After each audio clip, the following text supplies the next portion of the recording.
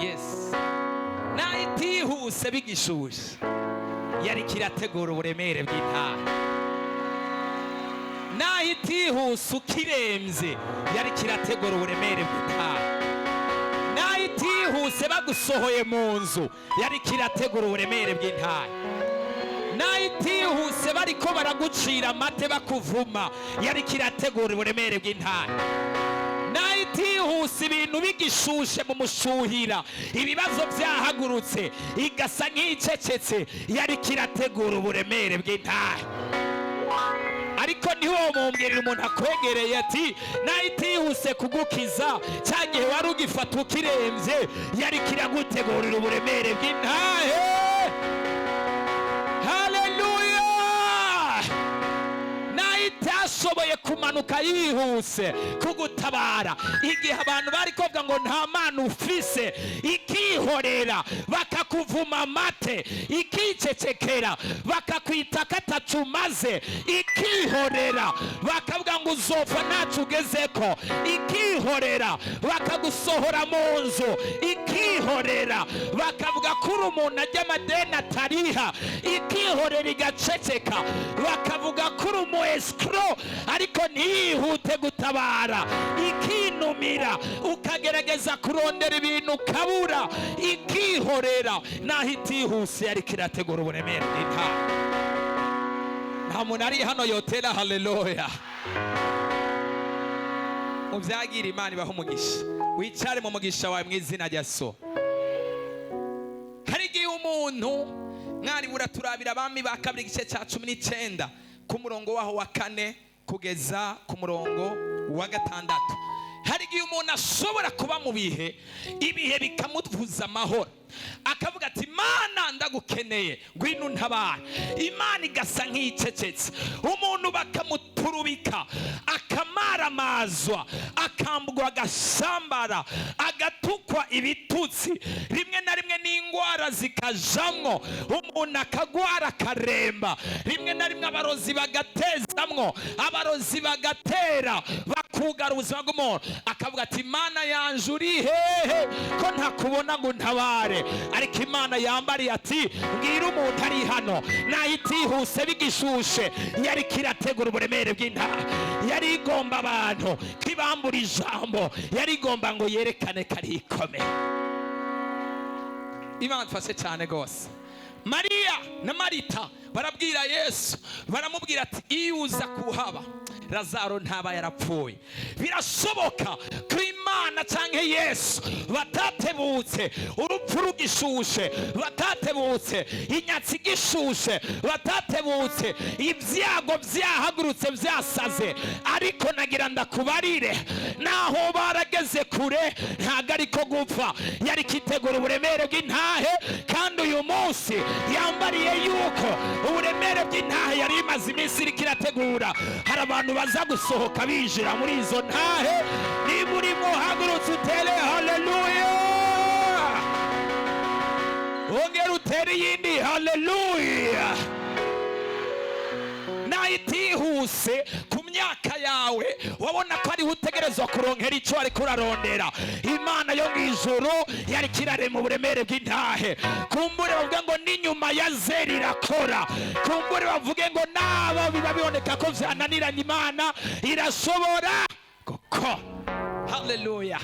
Umuntu wese ari hano birashoka kumaze igihe uturubikwa ubabazwa, Imana ntiyabonekeye ku gihe, ariko yari kirabanziremo uburemere bw'intahe. Uya mugabo yashinze intahe hano, birashoboka Imana se gutabara kumuha agakiza agakizwa vuba, mbere yuko aturubika umugore akamubabaza akamukubita, umugore agasufra cyangwa se akamwima n'ibyo yamwima. Ntago Imana byari kuyinanira kubika umutabara, ntago byari kunanira Imana kuyihindura, ariko Imana irabanza iraceceka kugira ngo uyu munsi azoshinga intahe. Ibwira umudame nawe ari hano ariko araremererwa mu rugo ko Imana ishobora guhindura umugabo wiwe, kugira ngo ibwire Imana yo mw'ijuru ibarire umuntu wese aremerewe hano ko Imana ishobora gutaba. Imana nahitihuse bigishushe yari kirarema uburemere. Imana dufashe cyane gose. Haleluya. Yesu natufashe cyane gose. Hari igihe Imana ishobora guceceka ikabanza igahora, ugakengegwa, ugasuzugurwa, hama Imana igakora ikintu gihindura situation, gihindura ubuzima. Umuntu wese akambugwa ijambo ku buzima bwawe, n'abantu bagatangura gutinya Imana usenga, bagatangura no gutinya Imana ukorera. Imana ibikoze bavuga ngo uriya muntu ngo afise amahirwe, ariko ntidukeneye kuba abantu bafise amahirwe, dukeneye kuba abantu bo banyamugisha kandi baheza kandi babaye mu mugambi w'Imana. Hari ibintu Imana iyo yihutira gukora, uyu munsi utoba uri mu rushengero.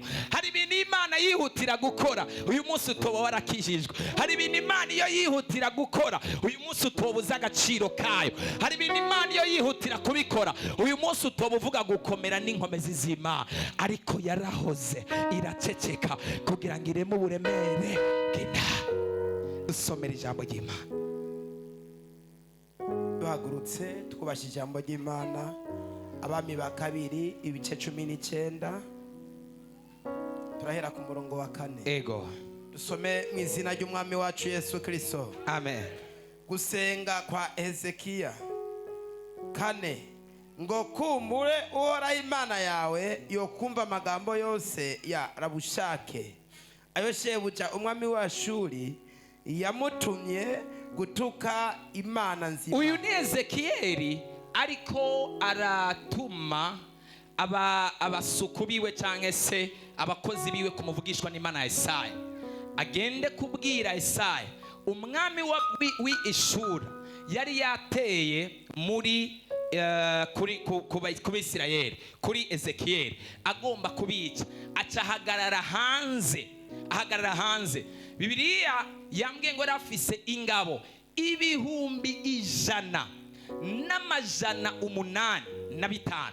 Apana ingabo 100, apana ingabo 1,100, ingabo 1,180,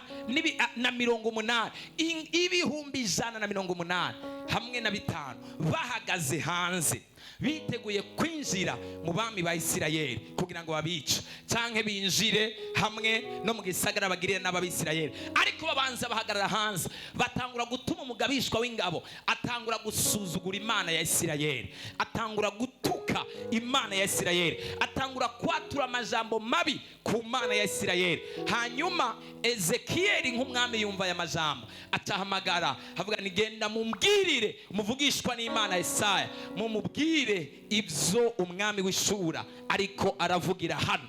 Hanyuma bamaze kumushikira nuko byagenze. Bandanya. Uhoraho Imana yawe akamuhana kubwayo majambo yumvise, kubwayo majambo yo gutuka Imana yacu, Imana yo mwijuru imuhane. Ngo nuko rero shira kusenge usabire amasigarira asigaye, usabire amasigarira y'abantu asigaye. Nuko abantu b'umwami Hezekiya bashika kuri Yesaya arababwira ati uku abariko mubwira shobuja mutuku niko uwaragize ngo ntutinye ayo majambo wumvise. Abo baja b'umwami w'Ashuri bamurogoseko ngo raba azomushyamo uwundi mutima kandi azokumva impuha zitume asubira mu gihugu ciwe, kandi azomwicishiriza inkota kuri ico gihugu ciwe nyene. Dukomere Imana amashyi menshi, urashobora kubyagira. Imana ibahe umugisha. Yesu natufashe cyane. Hari Imana ishobora kureka amageragezo akaza ku buzima bw'umuntu kugira ngo Imana ireme uburemere bw'intahe runaka. Birashoboka kuri ngaha uri kuratakambira Imana, ubwira Imana ati Imana peje uracanyibuka. Urashoboka kuri ngaha uri kurabwira Imana ati Imana be niki nakoze cyotuma naharigwa kugira ngo ubuzima bwanje buhinduke. Birashoboka kuri ngaha ukaba ushobora kuvuga ngo Mana mbega jewe niki nokora kugira ngo ubuzima bwanje butabagwa, niki nokora kugira bwanje ubuzima bwanje buhinduke, niki nokora kugira ngo ntabangwa n'ijuru, niki nokora. Ibitutsi akaba ari byinshi, wakaba hari igitutsi kiri hejuru yawe. Hari abantu bagusumbye inkomezi bariko baratuka ubuzima bwawe. Hari abantu bagusumbye inkomezi bamaze gusaba ubuzima bwawe. Hari abadayimoni bagusumbye inkomezi bamaze gusaba ubuzima bwawe. Hari abarozi bagusumbye inkomezi bamaze gusaba inkomezi ubuzima bwawe. Hariho abagizi ba nabi bagusumbye inkomezi bamaze gusaba ubuzima bwawe. Hari ikibazo kikurengeye cyamaze gusaba ubuzima bwawe, ukaba udashobora kubona uko ushobora kuva muri icyo kibazo, kandi ukaba udashobora kubona uko Imana yogutabara. Ariko nagomba ndakubwire ngo nta mvura idahita. Naho Imana yabaretse bakaza kubatera Abisirayeli cyangwa bakaza gutera Ezekiyeli, Imana ntiyari inaniwe kubahagarika mbere yuko baza kubatera. Imana ntiyari inaniwe kubazibirira imipaka. Imana ntiyari inaniwe kubica mbere yuko baza kubatera. Ntago yari kubura kubigenza, ariko irabireka bibe. Irabareka baraza, irabareka baratuka Imana ya Isirayeli, irareka barabacokora, irareka barabavuga nabi. Ntago ari umuntu wese agutuka ukwiye kwishurana nawe. Ntago ari umuntu wese akubwira ko udafise Imana ukwiye guhaguruka ngo nawe umwemeze ko ufise Imana. Ntago ari umuntu wese akubwira ko akurikiye Bayali ukwiye kuvuga ngo mbega nta soni. Hariyo umuntu iyo bamubwiye ngo Imana usenga siyo, yumva umenga aragotse, akaca yumva umenga yotera intambara, akaca yumva umenga yoharira. Imana irabireka bikaba kugira ngo itegure uburemere bw'intahe. Imana irabireka bikaba kugira ngo yiheshe icubahiro. Imana irabireka bikaba kugira ngo ize yerekane ko hasi no hejuru no mu kirere n'ikuzimu nta yindi Imana yo kwizegwa atari Imana yo hejuru, atari Imana se umwami wacu Yesu Kristo. Bwira mugenzi wawe ati naho itaserutse bigishushe ngishobore kubihagarika, yari igomba gutegura uburemere bw'intahe kuzima bwawe. Haleluya. Ntiyari inaniwe kubihagarika hakiri kare, irabareka baraza. Hari igihe Imana ibireka bakagutuka bakakubwira ni gute wowe ukijijwe ukaba udafise icyo kwambara, ni gute uvuga ngo urasenga hama ukaba udafise akazi, ni gute uvuga ngo urasenga hama ingwara zikaba zikurembeje, ni gute uvuga ngo urasenga hama ubuzima bwawe bukaba bumeze nabi kuri runo rugezo, ni gute uvuga ngo urasenga hama ukaba umbayeho muri buno buzima, ni gute uvuga ngo urasenga hama ukaba uri mu madeni, ni gute uvuga ngo urasenga hama ukaba ugipanze, ni gute uvuga ngo urasenga hama ukaba ugisaba icyo kwambara, ni gute uvuga ngo urasenga hama imiryango yawe ikaba yarugaye, ni gute uvuga ngo urasenga hama ibindi by'abandi byarakunze n'abapagani bigakunda ariko ibyo bikaguma byugaye, ni gute uvuga ngo birasenga ngo urizeye Imana hama ubuzima bwawe bukaba bwaranse guhinduka. Ariko Imana yo mu ijuru irashobora kuba itaserutse ikaba yarabiretse bikaba kugira ngo ireme uburemere bw'intahe. Imana yarabiretse umugabo yitwa Daniyeli baramufata bamukorera inama, Imana irabireka biraba. Baramuboha, Imana irabireka biraba. Bamuterera mugobo, Imana irabireka biraba. Ariko yagombiremo intahe kugira ngo ikureho agasuzuguro k'abantu bose basuzugura Imana ya Daniyeli. Inyuma y'ivyo Imana yo mu ijuru icituma mu gihugu cyose cy'i Babuloni muri ico gihe atayindi Imana basenga atari Imana ya Daniyeli.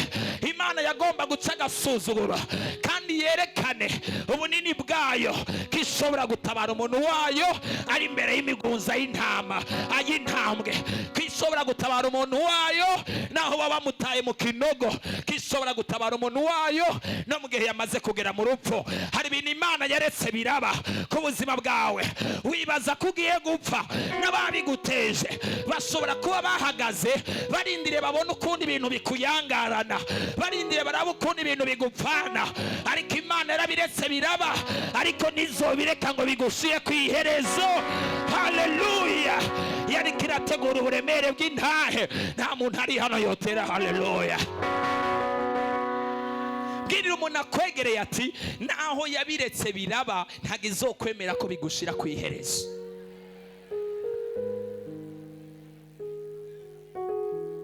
Haleluya. Naho yemeye kutukwa mu muryango ntabwo izokwemera yuko ubuzima bw'umuryango wawe bupfa guhera uko nyene.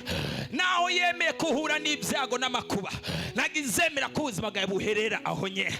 Irabireka bikaba, kandi ntize no gutabara ku mwanya ukwiye, ariko igategura uburemere bw'intaha ikavuga ngo naho ntaserutse humura urarinzwe, humura izo ntambwe ziraziritse, humura ico kibazo kiraziritse, vyasamye nk'ivyiteguye kukumira ariko biraziritse. Haleluya! Hariyo umuntu ari hano umusonga ushobora kuba ukumaze k'igihe kirekire, uvuga ngo Mana none kuno kwezi ntago ngiye kukumara, muri kuno kwezi ndapfa. Ariko iyo ngwara hamwe n'uwo musonga Imana yarawuretse iraba, kandi uraza uragucumita, ariko ntago ari uzogushira ku iherezo. Uraziritse ntago ushobora kugutwara. Imana yonyene bifise iherezo ry'ubuzima bwawe mu biganza vyawe. Haleluya!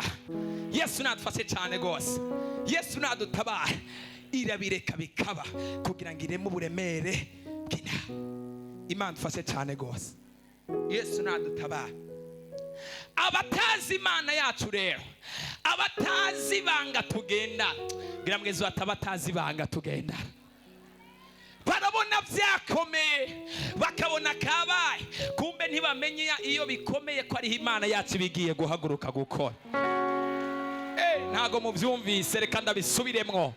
Abatazi banga tugendana, abatazi Imana dukorera, barabona byakomeye, bakabona ibitutsi byabaye byinshi, bakabona imyaka ibaye myinshi, bakabona ibihe bibaye birebire, bakavuga ngo Imana yiwe yaramuhevye, Imana asenga yaramutaye, Imana asenga ntago imwibuka, agahinda kagomba kumwica, depression iramuremereye. Ariko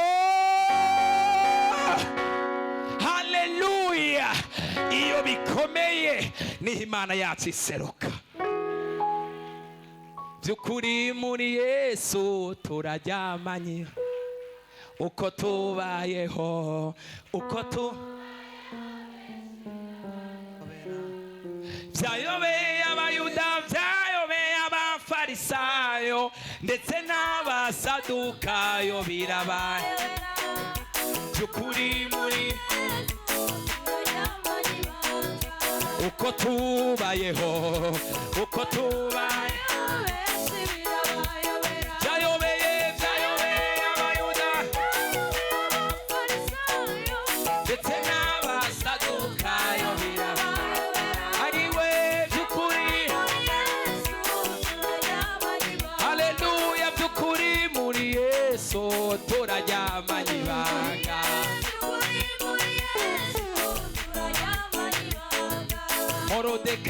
Morodekayi humura, igumire kw'irembo ry'ibwami, Namani ntiyaguhiga, akurusha ubutware ukamurusha Imana, akurusha icubahiro ukamurusha ibanga ugendana.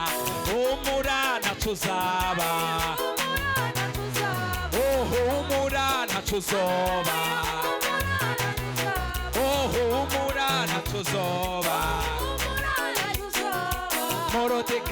Morodekayi humura, igumire kw'irembo ry'ibwami, Namani ntiyaguhiga, akurusha ubutware ukamurusha Imana, akurusha icubahiro ukamurusha ibanga ugendana. Humura, humura ntaco uzoba, ukuri we humura ntaco uzoba, naho bigoye humura ntaco uzoba, naho uremye humura ntaco uzoba, naho utabona inzira humura ntaco uzoba, naho ufise ubwoba humura ntaco uzoba, naho wahagurukiwe humura ntaco uzoba, naho utabona inzira humura ntaco uzoba, naho bigoye humura ntaco uzoba, naho warushe humura ntaco uzoba, yewe humura ntaco uzoba. Ayi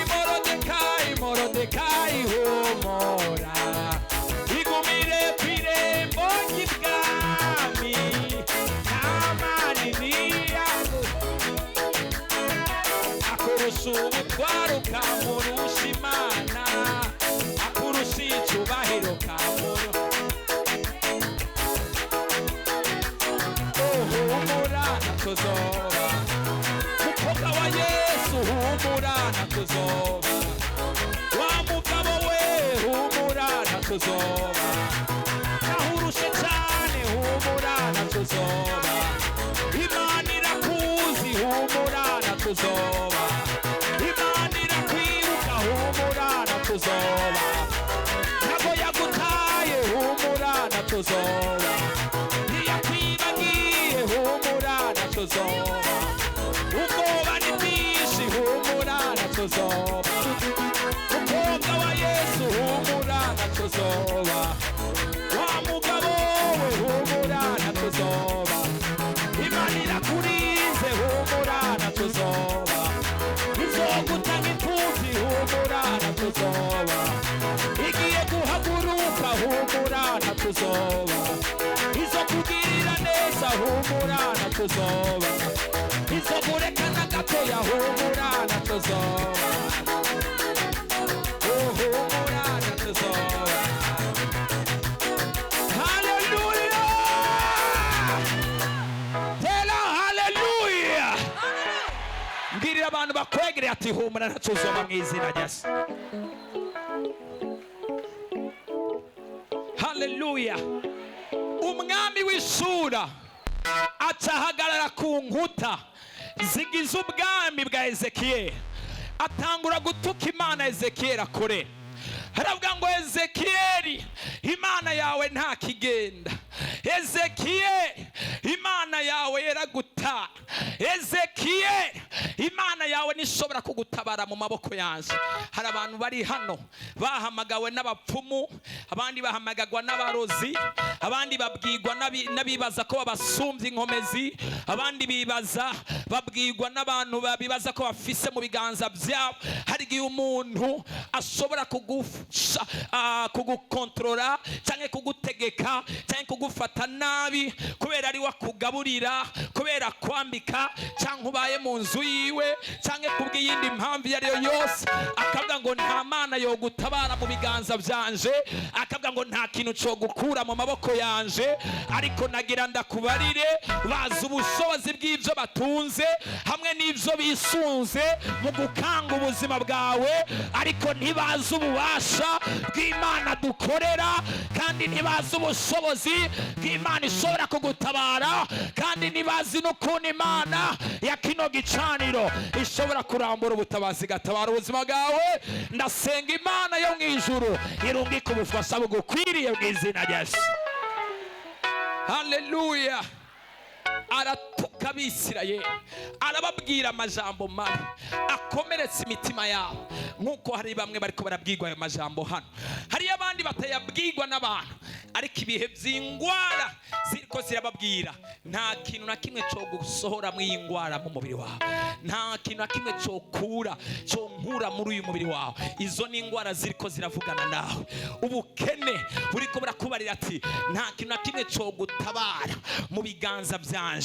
Runaka yapfuye akenye, nanaka yarakenye, bakaca bazana n'ukuntu umaze iminsi ubona imiryango yugaye imbere yawe, ukaca utangura kwihebura. Ariko nagira nagutangarize ko nta mvura idahita, kandi Imana yo mu ijuru igiye guhagurutsa abamarayika b'ubutabazi mu izina rya Yesu. Nta muntu ari hano yotera haleluya. Ku munsi w'ejo tuzinjira mu kwezi kwa gatandatu, kandi Imana yambariye yuko muri kuno kwezi kwa gatandatu it is the most prophetic month ever. Ni ukwezi gikomeye abapfumu, abadayimoni, ikuzimu n'abarozi batangamwe ibimazi. Abarozi batanga ibimazi mu ntango z'umwaka, no hagati mu mwaka, no ku mpera z'umwaka. So as we are beginning the date of tomorrow, itariki y'ejo ku wa mbere, Imana yo mu ijuru yambariye ko ari ukwezi k'ubuvugishwa, ariko hambavu yo kuba ukwezi k'ubuvugishwa kuzagomo, ni ukwezi Imana igiye guhagurutsa abamarayika bazana ubutabara. Hari abamarayika abamarayika baje kwihora ku bantu bose babangamiye ubuzima bw'abantu. Hari abamarayika baje kuzana ibisubizo muri kuno kwezi kwa gatandatu. Imana yambwiye ngo guhera itariki y'uyu munsi irahagurutsa abamarayika bayo ku rugezo rudasanzwe mw'izina. Yesu natufashe cyane gose. Haleluya, haleluya. Ubunini bw'ikibazo kiri imbere yawe. Umwami Ezekiyeli nawe yari yamaze gutinya, amaze kumva aya majambo yaciye anyaruka agenda ku mavi, agenda imbere y'Imana, aravuga ati Imana, umva aya majambo, umwami ariko aragutuka, nta nubwo yavuze ariko arantuka. Yesu natufashe cyane gose. Sometimes ukwiye kuduga mu buryo bwo gukura mu buryo bw'imwema, ukareka kurira Imana ubwira ati Imana ndakenye, ndapfuye, ndagotse. Bwira Imana ati Imana ko nagukurikiye, ko nakwizeye, ko nahevye byose nkagukurikira, ko wamubwiye Petero kuzomuha 100% kubera ko yahevye byose akagukurikira. Nanje Mana raba ndagotse, ndamaramaye mu bana, ariko wavuze kutazomaramaza, wavuze kutazonsiga jenyene. Ntiwemere kwimaramaza, ntiwemere ko abanyamahanga bavuga ko nakurikiye Imana itariyo, ariko kandi naho bo bivuga, haguruka uvuguruza amajambo bariko baravuga, haguruka ukora ikintu kivuguruza ibyo bariko baramvuga. Aza ku mavi Ezekiyeli. Yesu natufashe cyane gose. Ntago ari ibintu byose dukwiye gusakuza no gutera induru. Sometimes urakwiye kuza ukumva ibyo umuntu ariko aravuga, ukaca ugenda kuri maviology. You put your nails down. Jarasenta roskapaya. Rido bashatakaya. Rando sepere vrosia kata. Renda skele vrosia. Hey! Ukavuga ati Mana, raburiya muntu kuntu yigize ko ari gihambaye imbere yawe. Raburiya muntu kuntu ari karacokora Imana nakurikiye. Rabukuntu ari karatuka Imana ya repentance. Rabukuntu ari karavuga ko nagiye mu budumbi. Rabukuntu ari karavuga ko Imana nakurikiye ari Imana z'ibinyoma, ari Imana z'abanyamahanga. Arantere vrosia jakumavi. Reka kugerageza kwigwanira. Imana yanje ni Imana ikomeye. Ntunukire ukwizera, ntusuzugurire Imana.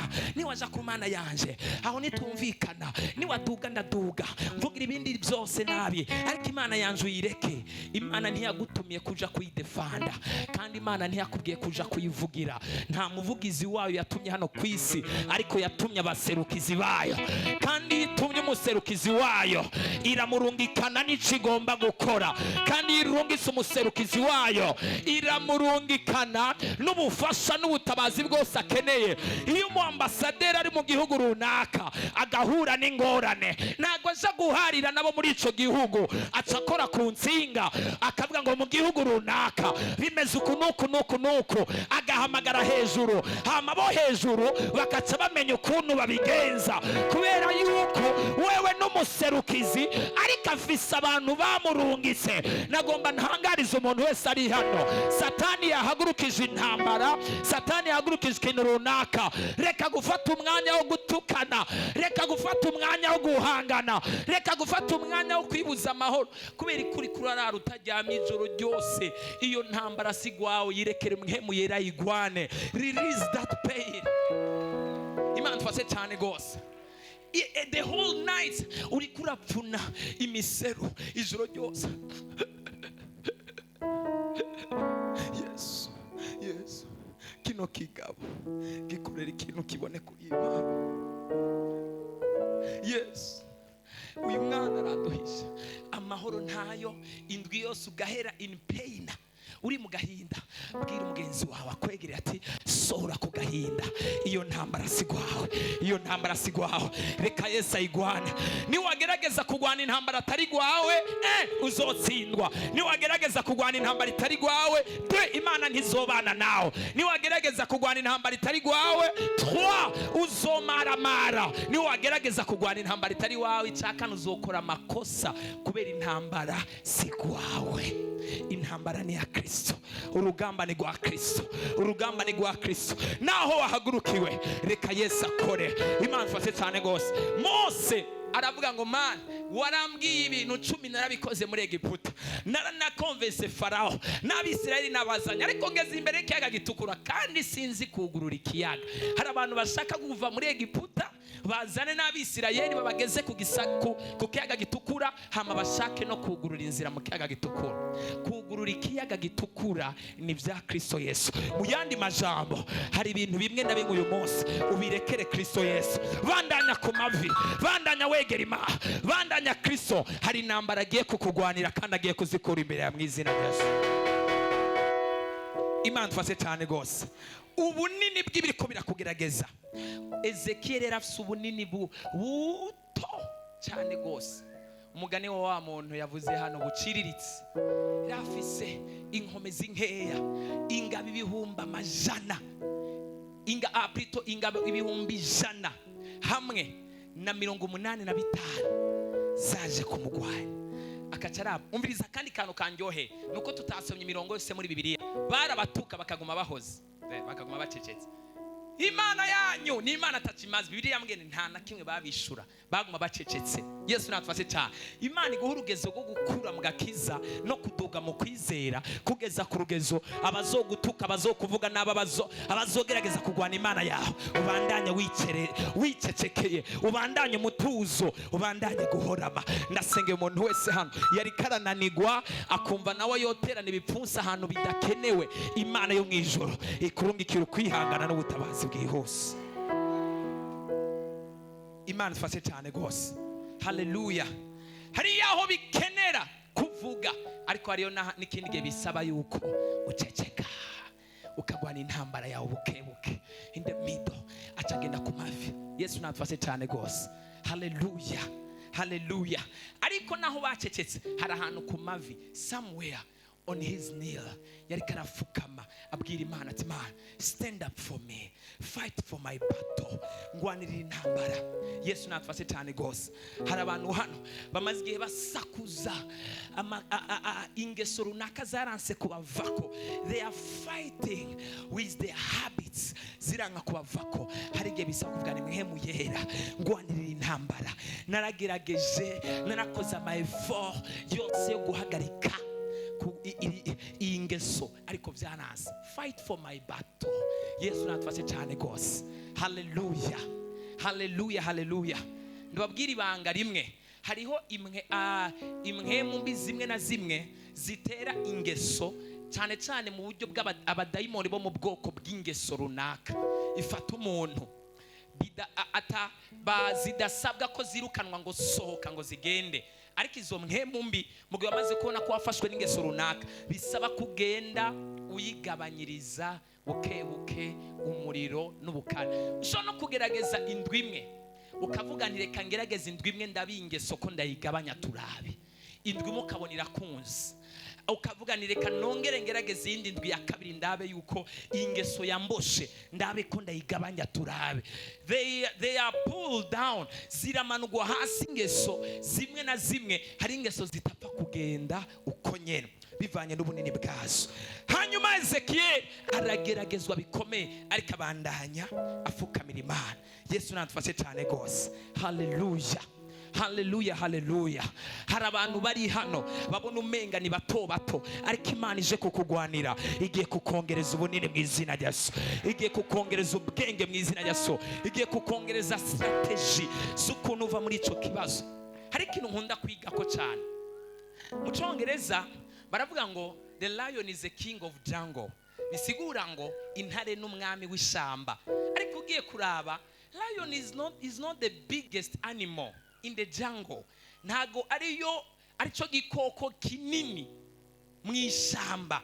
Hariho ama elephants, hariho ibikoko binini bisumbya intare, amanuze ubunini, amanyama, ubwaguke, binasumbya n'imyaka intare, ariko intare ikitwa umwami w'ishamba. Nagomba nsengera umuntu wese ari hano, Imana yo mu ijuru mu buto butoya bwawe, mu myaka yawe, ku rugezo rwawe, reka kwikengera kubera ubona ibinini by'amageragezwa cyangwa ubunini bw'ikibazo kiri imbere yawe, cyangwa ukabona ibintu ubona umenga ibintu ntushobora kubihandolinga ngo bishobore kuva imbere yawe. Naho intare arico gishobora kuba ari igikoko gitoya mu ishamba ariko kiraganza, iyo gitontomye ibikoko byose bivuga ngo intare iravuze. Iyo kivuze, iyo gihagurutse, iyo cirutse, ibindi bikoko byose biriruka kandi kikayobora ibindi bikoko byose. Bisigura yuko intare ntago iyoborera mu bunini n'ubwaguke bwayo, iyoborera muri mentalite na sense yayo. The leadership of lion does not rule by its size, ku bunini bwayo cyangwa kuri size yayo, ariko intare iruringa muri mentalite yayo. Iravuga ni in my mentality, naho kino kintu kinsumvye uburebure ariko ndashobora kugishira hasi mu kanya gatoya. Muri mentalite yayo uvuga ngo naho kino kintu kinsumvye bunini ariko ndashobora kukinesha. Ndasengera umuntu wese ari hano yumva umenga ni muto muto, Imana yo mwijuru ikuzuza imbaraga ikugwanire mu izina rya Yesu. Yesu natufashe cyane. Haleluya, haleluya. Intare ni igikoko kigenda kidafise ubwoba. Whenever lion is walking,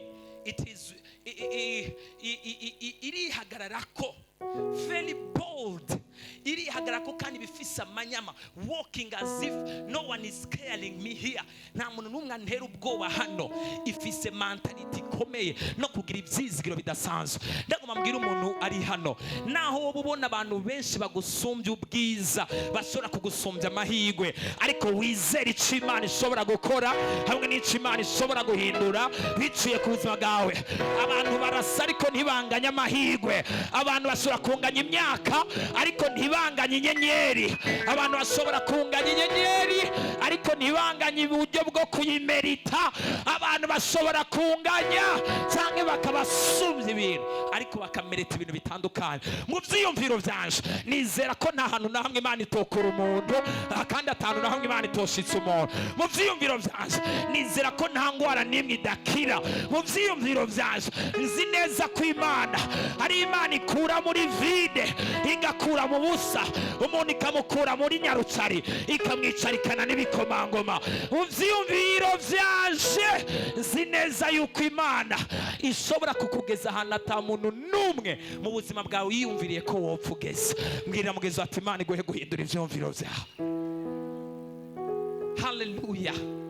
Yesu natufashe cyane gose. Afise ingabo nkeya Ezekiel ariko aracize Imana yiwe ko yo muneshereza ingabo 100,000. Ingabo 100,000 yaracecetse kuko yaravuga ne hano mvuze baradufuta mu kanya gato, ninahaguruka kugwana baradufuta mu kanya gato, presence yacu disparaît nisura kuboneka. Ariko aravuga ati naho mfise ubuto bwinshi, naho mfise ubukeya bwinshi, ndizeye Imana yamamagaye, ndizeye Imana ibirema, ndizeye Imana gintabara kenshi, ndizeye Imana gindokora kenshi, ndizeye Imana ya patasi. Haleluya. Yesu natufashe cyane gose. Ndago umuntu hano agira kwiyemera no kwihagararako. Yesu natufashe cyane gose. Haleluya. Numbona uko ndiyemera ariko siniyemera wowe uko wibaza ko wiyemera. Si ukwiyemera ko mte ariko niyemeranya ubuntu bw'Imana yuko Imana yaduhamagaye ishobora guhagarika ubushobozi bw'abadayimoni. Nta mudayimoni yohaguruka ngo ashobore kuresista imbere y'ingabo z'Imana nzima. Nta murozi yohaguruka, nta dayimoni yohaguruka. Igeragezwa ryose rishobora gushigwa hasi, ibyago byose bishobora gushigwa hasi n'izina rya nta majambo wumvuga yotuma mba timide, nta gwango wonyanka gotuma mba timide. I believe in myself and I believe in the God who work in me. Ndizera Imana nkorera, ndizera n'Imana inkoresha, ndizera n'Imana kino gicaniro, ndizera n'Imana repentance, ndizera n'Imana ya Paulo na Sila, ndizera n'Imana y'intumwa y'Imana Joseph, ndizera n'Imana yampamagaye, ndizera n'Imana repentance. Hallelujah. Imana tufashe cyane gose. Hallelujah. abagabo batatu Shadraka, Meshaki na Abednego barabafata barababoha. Those people they became bold, baravuga ati reka badute mu itana rya kumuriro, n'Imana naho itodutabara nitwiteguye gufukamira Bayali. We are going to stand on our faith. Yesu natufashe cyane gose. They are trying to speak nonsense.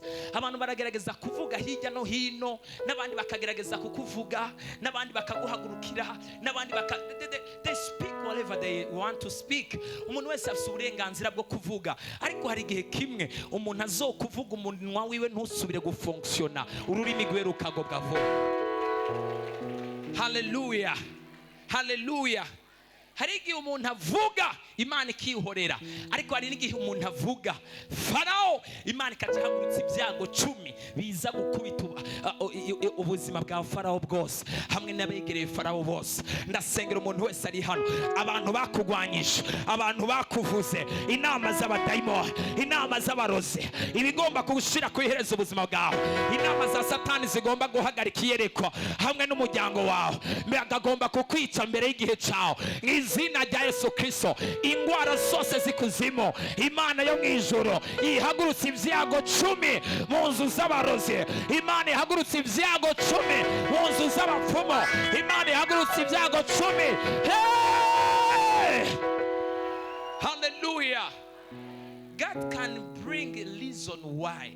Imana ishobora gushira impamvu abantu baceceka bahora ku buzima bwawe, ikabambika agafukamunwa bagaceceka ntibasubire kuvuga ikintu na kimwe. Yesu nadufashe cyane gose. Hallelujah. Yesu nadutabare cyane. Imana dufashe cyane gose. A lion is really bold in its size. Ni ntoya mugabo yuzuye ukwihagarara ko guteye ubwoba. Ni ngufi ariko yihagararize ko ifise confidence idasanzwe. Satani yaramaze kugutwara kwizera, yaramaze kugutwara confidence, ibyizigiro byawe byaraheze. Wumva yuko Imana idashobora kugutabara, wumva yuko Imana idashobora kukubohora, wumva yuko ari hano udashobora kugera, nta hantu na hamwe Imana idashobora kukugeza. N'abandi ubona hari aho bageze nabo siho batanguriye, nabo hari ahantu bahereye kandi Imana irahabageza. Ndasengera umuntu wese ari hano, iyerekwa ry'ahantu uri kuraraba utari wiyumvisha ukuntu wohagera mu izina rya Yesu Kristo. Sinzi nimba ari mu kwezi cyangwa ari mu mwaka cyangwa ari mu mezi 5 cyangwa ari mu myaka 2 cyangwa 3, Imana ikurenganisha ihakugeze mu izina rya Yesu. Hallelujah. Dusomera Abami ba kabiri igice cya 19 nyene ku murongo wa 15 ugeze kuri 17. Reka ndakubarire, iyo ututse umukozi ubututse sebuja.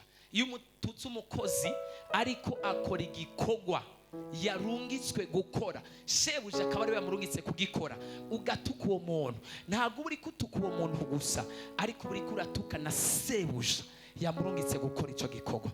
Iyo ututse ambasade y'igihugu runaka, ntabwo uri kuragwanya iyo nzu iri ngaho, uba uri kugwanya igihugu cyakotesheje iyo nzu kikitwa ambasade. Iyo ugwanyije umu ambasaderi uba ugwanyije igihugu cyarungitse uwo mu ambasaderi. Yesu namfashe cyane gose.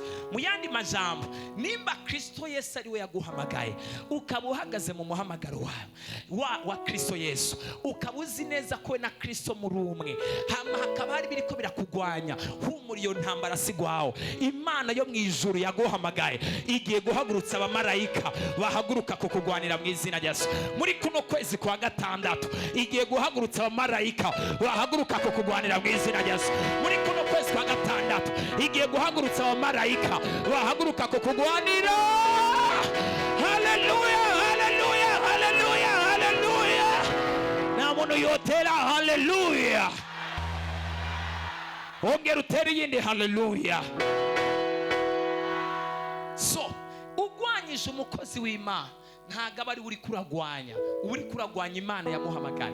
Iyo umukozi w'Imana akorera mu kuri no mu mpemu, akaba ahagaze mu bugombe bw'Imana by'ukuri, kandi akaba ahagaze mu muhagaro w'Imana, ugahaguruka ukumva ko umuvuga ibihwanye n'ibyo wiyumviriye, ukavuga my opinion as how you feel, you can speak whatever you want, ukumva ko uvuga icyo ushaka, ukumva ko umufrena, ugahagarika umuhamagaro wiwe, uba uri kuragwanya Imana yamuhamagaye. Nico gituma Paulo Pawulo yahagaze aravuga ngo mana, uwitwa Alexandriyo yaragwanyije umuhamagaro wanje cyane, yarahagaritse umuhamagaro wanje cyane, ariko aravuga ngo Imana nkorera, Imana yamuhamagaye ntize yemere yuko bipfa kugenda uko nyene. Nimba yarahagaritse umuhamagaro wanje akagwanya igikorwa cyanje, azaronka ibihetangabo byinshi ibihwanye n'ibikorwa yakoze bibi byo kugwanya igikorwa cy'Imana. Umuntu wese yakugwanyije, Imana yo mwijuru nibireke ngo byijane uko nyene, nibireke ngo bigende uko nyene, nibirekere uko biri. Imana ihaguruka igira icyo ikoze ngizina. Dusomere 15. Nuko Hezekiya asengera imbere y'Uhoraho ati, ewe Uhoraho Mana y'Abisirayeli. Hezekiya arasenga, ubyagiye ku bakerubi. my God, nahagurukiwe kandi ubushobozi bwanje ni buke.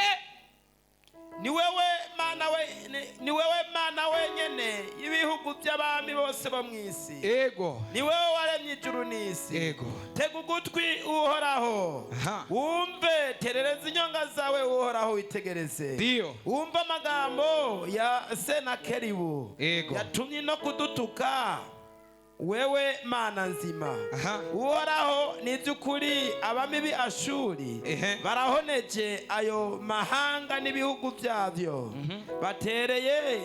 batereye imana zabo mu muriro, ariko ntizari. Ugeze kuri 17. 17. Uhoraho ni by'ukuri abami Ashuri barahoneje ayo mahanga n'ibihugu byayo. Amena. Imana ifashe cyane gose. Haleluya. Urumva rino sengesho Ezekiel yasenze, yarasenze aravuga ngo abandi bami umwami w'Ishura yarabishe arabagirira nabi, aravuga ngo ariko Imana basenga ntago yari Imana yacu, Imana ya Isirayeli. Basenga imana z'ibigirwamana, ariko arahindukiza isengesho aravuga ngo ariko twebwe ko yatwishizemwo kandi dusenga Imana yacu ya Isirayeli, ntumureke ngo agende amahoro. Ndasengera umuntu wese ari hano, birashoboka ko ari abadayimoni bakwishizemwo, birashoboka ko ari umuntu yakwishizemwo nabi, birashoboka ko ari imigambi yakwishizemwo uko utari iyo mwisi y'umwijima. Abadayimoni bakwishiramwo mu bundi buryo butandukanye, kandi ukawusenga Imana yo mwijuru. Imana ntibirekere uko biri mu izina rya So. Irekura ubutabazi bwayo, irekura ubutabazi bwayo, irekura ubutabazi bwayo, irekura ubutabazi bwayo, irekura ubutabazi bwayo. Bimenyekane ko Imana twakurikiye ari Imana yo kwizerwa. Haleluya.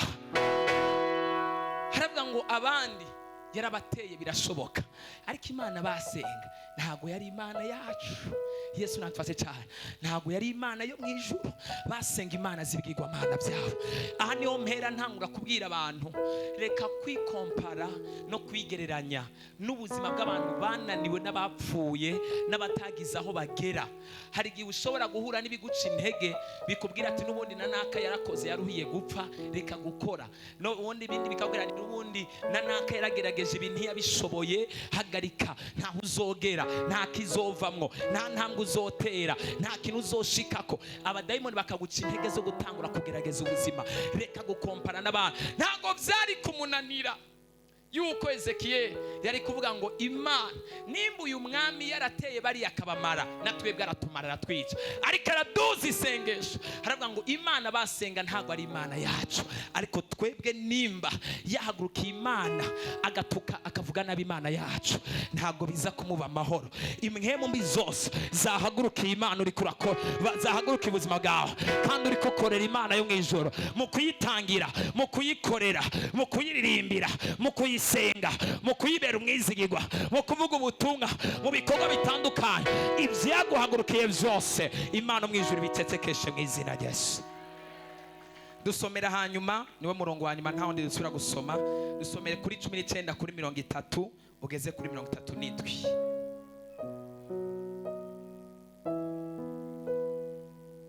Dusome misina y'umwami wacu Yesu Kristo. 19:30.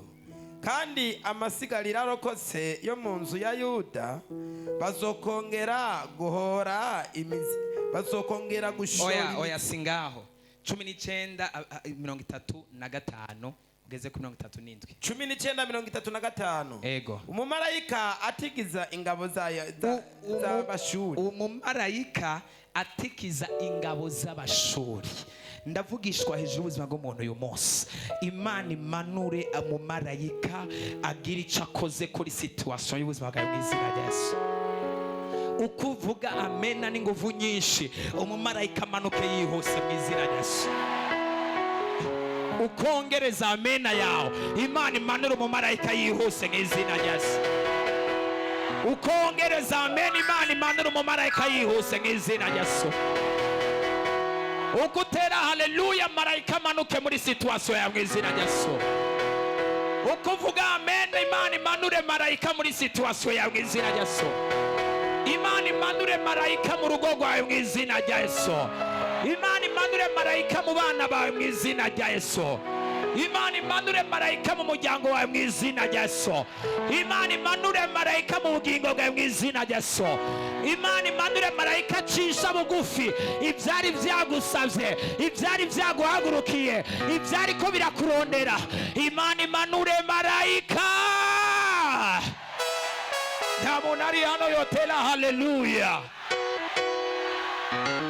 Ndagira mbwira ngo umuntu wese ari hano, amasengesho umaze iminsi usenga yarumviswe, kandi Imana imaze igiye kumanura marayika mu izina rya Yesu. Wari witeze kunanirwa no kurambirwa, hari marayika w'Imana ije kumanura, aje kugufasha vuba byihuse. Ariko abo ngaha haruguru mbona ntabyo bizera, reka nibwirira abo hano hepfo. Umaze iminsi wihebuye, umaze iminsi nta byizigiro ufise, Imana yo mu ijuru ije kumanura marayika mu izina rya Yesu. Hano ndabona ari bukeya, reka mbwira abandi bo hano hepfo, umaze iminsi wihebuye, umaze iminsi utabibona neza, hari marayika Imana ije kumanura. Kandi mbere y'uko ugera muhira, marayika aragutanga mu rugo iwawe mu izina rya Yesu. Marayika aragutanga mu rugo iwawe mu izina rya Yesu. Marayika aragutanga mu rugo iwawe mu izina rya Yesu. Marayika yivange ku madosiye yawe mu izina rya Yesu. Marayika yivange mu rugo rwawe mu izina rya Yesu. Marayika yinjire mu bana bawe mu izina rya Yesu. Marayika azana ubutabazi muri dosiye yawe mu izina rya Yesu. Marayika azana ayebolandere voskataya. Marayika azana ubutabazi aho udandariza mu izina rya Yesu.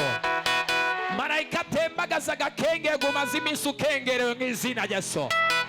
Ariko abantu bizera bari hano, Mana yanje we, marayika azana ubutabazi, marayika azana ubutabazi, marayika azana ubutabazi, marayika azana ubutabazi. Ndabona hari abantu bagiye gutabarwa, ndabona hari abantu barungikiye ubufasha, ndabona hari abagabo barungikiye ubutabazi, ndabona hari ingo marayika ariko aramanukamwo. Rabashekele brosataya mu buryo bw'inkemo, niko ndabona abamarayika bahabwa ivyete, bavuga ngo iki gishire naka, niki gishire naka, niki gishire naka. Niko ndabona n'abamarayika b'Imana gabanya, niko ndabona n'abamarayika b'Imana bamwe bahabwa amategeko n'amabwiriza y'ibintu baza gukura imbere y'ubuzima bw'abantu byari bibangamiye ku rugezo rudasanzwe. Niko ndabona abandi bahabwa inkota, bavuga ngo genda ukatagure iriya migozi yari imuboshe, genda uhagarike iriya nduru. Ariko abantu bizera we, haleluya, haleluya, haleluya. Hari abamarayika bagiye kurungikwa mu nzu z'abantu hamwe no mu miryango z'abantu. Ndabona abantu bakeya bizeye hano bariko barakira, ndabona abantu bake bizeye Kristo bariko barakira. Hari inyuma ndabona marayika aje kurungikwa mu miryango y'abantu. Hari inyuma ndabona marayika aje kurungikwa mu kazi k'abantu. Umaze iminsi uri kurarenganywa, umaze iminsi ingwara ari nyinshi, marayika yinjire. Bwira mwezo ati uko bisize siko bisanga mu izina rya Yesu, kandi nuko bisanze siko bisiga mu izina rya Yesu. Mugire harabashekete, mbwirira umuntu akwegereye ati uko bisanze marayika siko bisiga, uko bisanze siko bisiga. Marayika yarungitswe n'ijuru, uko bisanze siko aza kubisiga. Ntago aza kubisiga byaboze, ntago aza kubisiga byanutse, ntago aza kubisiga bibishe, ntago aza kubisigamo mu rurazi, ntago aza kubisigamo amahoro make, ntago aza kubisigamo amaganya, ntago aza kubisigamo agahinda.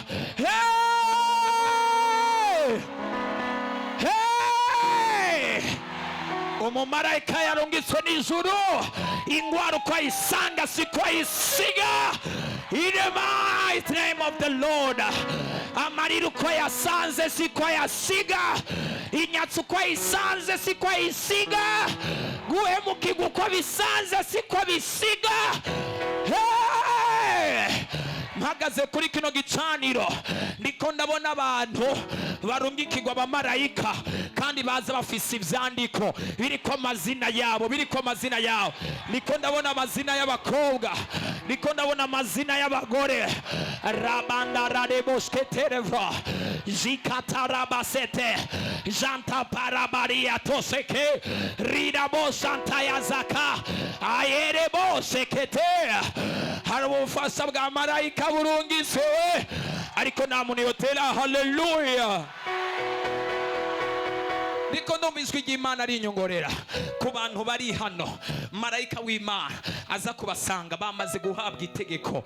They have been instructed guhagarika ingwara yari kirategurwa mu maraso yawe, guhagarika inyatsi yari kirategurwa ku buzima bwawe. Abarozi bihoye ubusa. Nimba hari umurozi aheruka gukoresha amafaranga mu kukuroga, yitegure guhomba kubera uburozi yakoresheje bugiye gupfa ubusa. Nimba hari umuntu yaguteranyije, yitegure kumaramara kubera amajambo yiwe marayika agiye kuyahindura ubusa.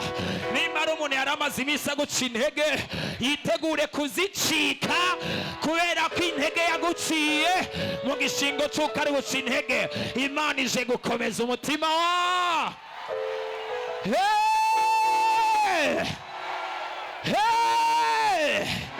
nimba hari umuntu amaze iminsi akubuza amahoro, Imana ije kuyamubuza kubera yuko yibaza ngo aje kukubuza amahoro.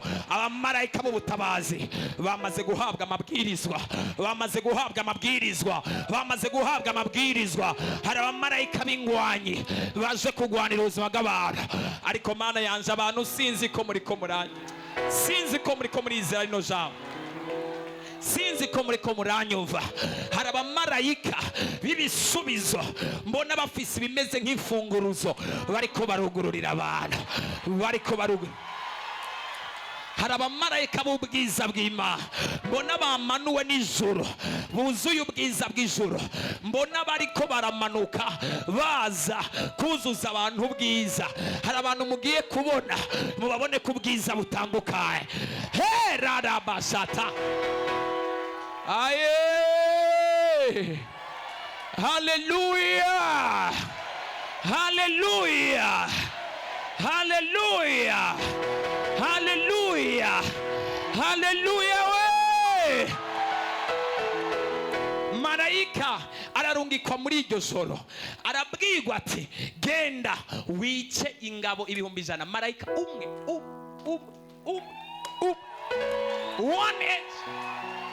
ingabo 185,000.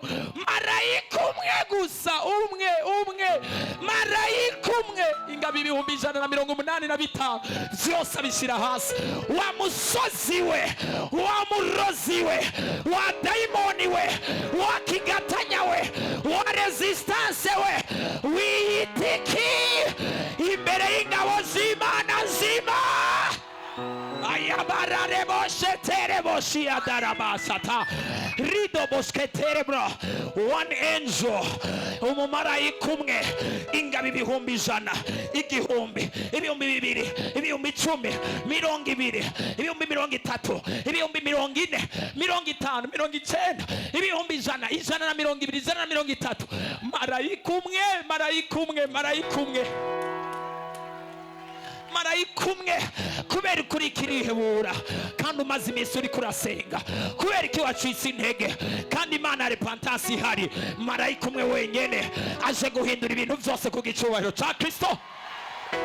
ariko nta muntu ari hano yotera haleluya. Nta wundi yotera haleluya. Marayika umwe aze kurungikwa, abadayimoni bazivye uruvyaro, amahasa araboneka mu izina rya Yesu, uruvyaro ruraboneka mu izina rya Yesu. Marayika umwe aze kumanura ubutabazi, ababuze abagabo bababone, ababuze abagore bababone, ababuze imiryango Imana ibagurira imiryango, abatakaje amahirwe Imana ibagurire. Numva umuriro w'Imana we. Haleluya. Marayika umwe wenyine, apana abamarayika babiri, umwe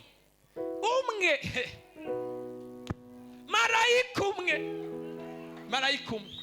Ariko abantu iyo wari uzi ubunini bw'Imana dukorera, wogenda wihagararako, wogenda usuzugura abadayimoni, wogenda ukengera Satani, wogenda ukengera abazimu. Kubona marayika umwe ashobora kwica ingabo ibihumbi 185. Mu yandi majambo, marayika umwe ashobora gukuraho abadayimoni badaharurika, ashobora gukuraho umva naho amamiliyaridi yo mu isi y'umwijima yose yohagurukira ubuzima bwaho, Imana irungitse ubufasha, nta mudayimoni n'umwe ashobora kuresista. Kandi Imana yambariye, hari abamarayika bamaze kurungikanwa ivyandiko, kandi muri iyi ndwi nyene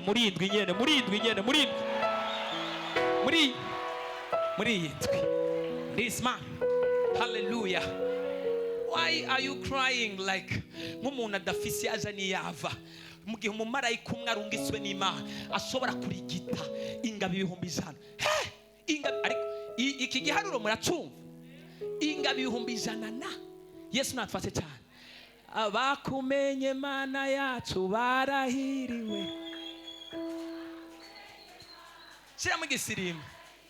Oh, abakumenye Mana yacu barahiriwe. Abakumenye Mana, abakumenye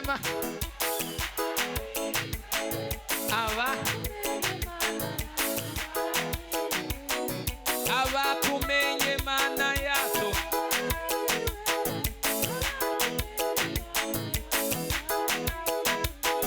Abakumenye Mana we.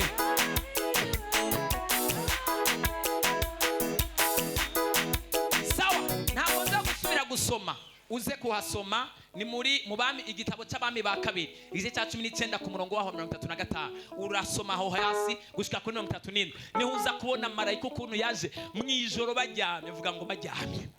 Imana bakubitemo uruhuni basinzirize, basange wavanshije mu izina rya Yesu, basange wateye intambwe mu izina rya Yesu. Hari abantu bagiye gukanguka basanga wateye imbere, hari abantu bagiye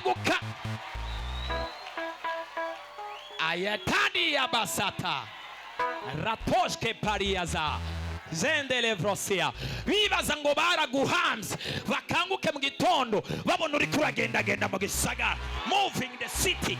Cherebo sitaya raba. Hallelujah, hallelujah. Bibaza ngo baraguteranyije uve mu kazi, basange bakudugije waronse promotion. Ariko abantu bizera bari hano ngo batere hallelujah. Ongera utere yindi hallelujah. Bibaza ngo baraguciye intege, basanga ahubwo niyo wabaye motive gusumba iyindi misi yose. Imana mfashe cyane gose. Umunezero w'uhoraho nizo nkomezi zacu. Ni gute ushobora kuduca intege kandi inkomezi zacu ari umunezero w'uhoraho? Intege zacu ntazo tugira, tugendera ku ntege z'umwami wacu wo mw'ijuru wenyine. Iyo badufise intege, biduca intege ni byinshi zoba zaraheze kera cyane gose. Ariko kubera Kristo Yesu ari we nkomezi zacu, tugendera mu nkomezi ziwe, tugendera mu mbaraga ziwe. Marayika w'Imana arungikwe mu buzima bwawe, marayika w'Imana arungikwe mu buzima bwawe. Umumarayika w'ijuru mu gitondo baravyuka, bamaze kuvyuka basanga ingabo 185 biryamye ngaho hasi. umwami w'Ishura wa undi yari karatuka Abisirayeli ngo ntaco mumaze kubera ubunini bw'intuzeya bw'ingabo afise. Avyutse asohotse hanze, Yesu we marayika none umwami yararyamye arasinzira ntiyamenya ko n'ingabo ibihumbi 100 na kuzica ntizanakoma n'induru. Aka gakode yakoresheje n'agakode nyabaki. Ariko hano honyene dufate ko harimo nk'igihumbi n'amajana ngahe n'amajana 8 uko canke amajana 5 amajana 9 nta n'ibihumbi 5 birimo, nta n'ibihumbi 10 birimo. Urumva induru iri hano. Haleluya! Aha nuri kwisoko mwijabe yatumvise. Hanyuma ukambwira ko abantu ibihumbi 150 bapfa ijoro umwami ntamenye na kimwe. Ariko kubera kuri uragerageza kugeranya ubunini n'ubushobozi bw'Imana muri matematike n'ivyumviro na fizike na biology na chimie wize, kuri Imana mu biharuro vyawe, shira Imana mu bunini bwayo, ishobora gukora ibiruta cyane n'ibirengeye cyane ivyo umwana w'umuntu ashobora gukora. Yesu natufase cyane gose. Haleluya! Ishobora gukora ingabo bose barapfa, nta gusamba, nta gukoma induru, nta gukoma. Imana nimba marayika yafashe impemu ngo kwe bose bakagiramwo, nimba umumarayika yari yamuhaye